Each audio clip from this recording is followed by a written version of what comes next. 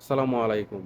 আমরা বাংলাদেশি ভাইয়েরা যারা আছি তারা সবাই জানি দীর্ঘ ৫ দিন বাংলাদেশে কোনো ইন্টারনেট ছিল না।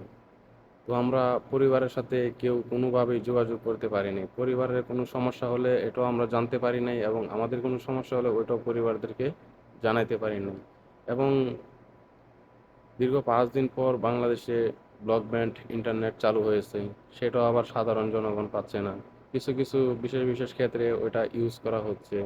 যেরকম আপনার কারখানা, এয়ারপোর্ট, ব্যাংক ওইরকম বিশেষ, বিশেষ কিছু ক্ষেত্রে ওইটা ইউজ করা হচ্ছে। আজ রাত টেলিযোগাযোগ প্রতিমন্ত্রী জুনাত আহমেদ বলেছেন যে এখন থেকে সবাই ওই ইন্টারনেট ইউজ করতে পারবে। ব্রডব্যান্ড ইন্টারনেট ওটা সবাই ইউজ করতে পারবে এবং উনি আরও বলেছেন আগামী রবিবার থেকে সিমের যে 4G নেট ওইটা চালু করে দেওয়া হবে। এই ছিল আজকের ভিডিও। আসসালামু আলাইকুম, সবাই ভালো থাকবেন। লাইক, কমেন্ট এবং চ্যানেলটা সাবস্ক্রাইব করে পাশে থাকবেন নিত্য নতুন ভিডিও দেখার জন্য।